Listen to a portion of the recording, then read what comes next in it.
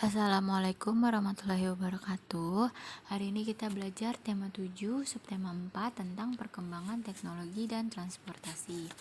Teman-teman bisa lihat bukunya halaman 91.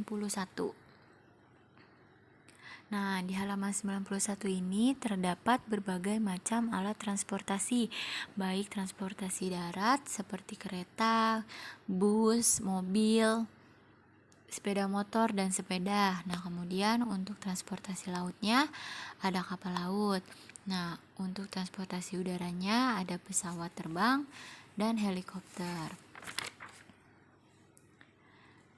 Nah, perkembangan teknologi transportasi ada di halaman 92.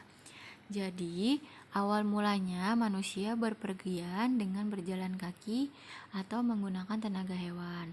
Setelah ditemukannya roda, kemudian roda tersebut dipasang pada kereta kuda sehingga memudahkan dalam mengangkut barang atau penumpang. Nah, seiring berkembangnya zaman, ditemukannya mesin uap. Kendaraan bermesin kemudian dikembangkan seperti menjadi mobil, sepeda motor, dan kereta api. Selain alat transportasi darat, ada pula transportasi laut dan udara. Nah, untuk transportasi laut, manusia menggunakan kapal laut untuk berpergian antar pulau. Biasanya, perjalanan menggunakan kapal laut memerlukan waktu yang lama, bahkan bisa sampai berbulan-bulan jika pulau yang dituju sangat jauh. Nah, untuk transportasi udara, manusia menggunakan pesawat terbang. Awal mulanya, pesawat terbang hanya terbuat dari rangka kayu yang dilapisi kain. Pesawat tersebut juga belum dapat membawa penumpang. Nah, teknologi pun semakin berkembang. Kini, pesawat terbang dapat mengangkut ratusan penumpang. Pesawat juga dapat menempuh jarak yang sangat jauh. Transportasi antar kota maupun antar negara pun menjadi lebih cepat. Nah, sekarang kita masuk ke menghitung keliling. Ada di halaman 95. Kita perhatikan potongan kardus yang berwarna kuning. Nah, kita hitung berapa kelilingnya. Nah, potongan kardus ini memiliki panjang 20 cm dan lebarnya 12 cm. Nah, keliling bangun datar dapat ditentukan dengan cara menjumlahkan panjang sisi-sisinya. Jadi, teman-teman tinggal tulis 20 cm ditambah 12 cm ditambah 20 cm ditambah 12 cm sama dengan 64 cm. Jadi, keliling potongan kardus tersebut adalah 64 cm. Nah, sama ya, keliling bangun di bawah ini juga sama. Yang warna biru ada segitiga yang mempunyai kelilingnya 7 cm, 8 cm, dan 5 cm. Jadi teman-teman tinggal dijumlahkan saja. Jadi 8 cm ditambah 7 cm ditambah 5 cm sama dengan 20 cm. Kemudian yang persegi panjang, lebarnya 8 cm, kemudian panjangnya 12 cm. Tinggal teman-teman tulis 12 cm ditambah 8 cm ditambah 12 cm ditambah 8 cm sama dengan 40 cm.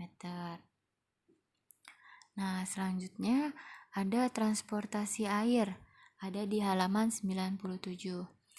Alat transportasi air juga mengalami banyak sekali perubahan dari waktu ke waktu. Zaman dulu, kapal masih terbuat dari kayu, kulit, tulang hewan, atau batang alang-alang. Nah, kapal tersebut juga digerakkannya dengan menggunakan dayung.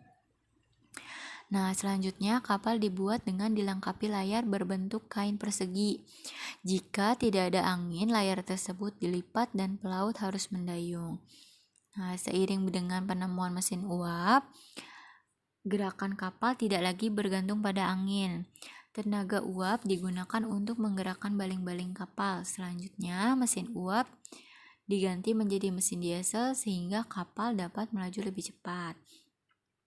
Nah, kapal ini juga mempunyai beberapa jenis yang berdasarkan kegunaannya. Ada Kapal pesiar digunakan untuk penumpang yang ingin bertamasya di laut. Ada kapal tongkang untuk mengangkut hasil tambang. Ada kapal feri, yaitu kapal penyeberangan antar pulau. Nah, kapal feri ini juga dapat menyeberangkan berbagai jenis kendaraan seperti mobil, bis, dan sepeda motor. Nah, biasanya di dalam kapal itu akan disediakan rompi pelampung untuk penumpang. Pelampung dapat digunakan dalam keadaan yang membahayakan. Rompi pelampung adalah salah satu benda yang digunakan untuk menjaga keselamatan diri di dalam air.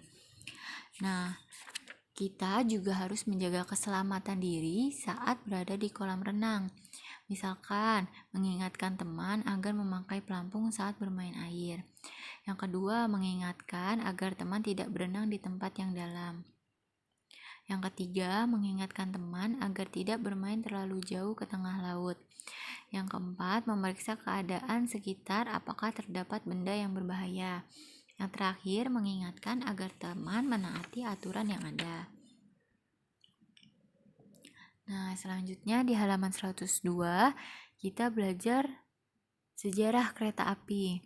Nah, kalau teman-teman lihat, di situ ada gambar A dan gambar B. Kira-kira apa sih bedanya?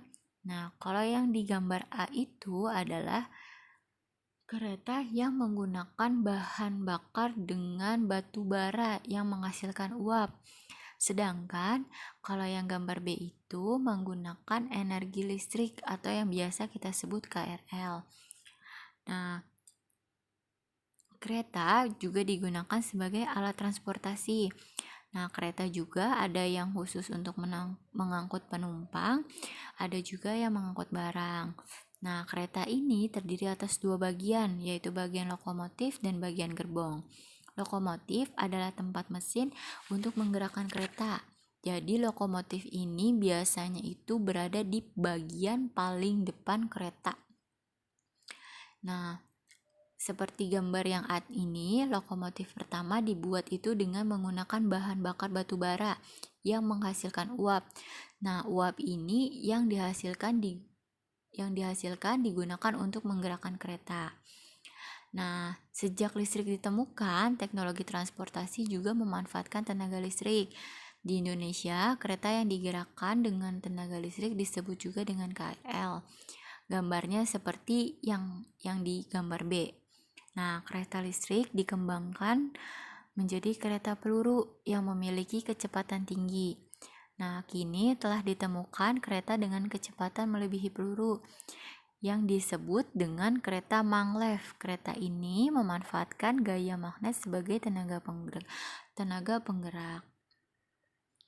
Nah, sekian untuk pembelajaran hari ini. Terima kasih teman-teman sudah memperhatikan. Semoga teman-teman masih tetap semangat belajar di rumah. Terima kasih. Wassalamualaikum warahmatullahi wabarakatuh.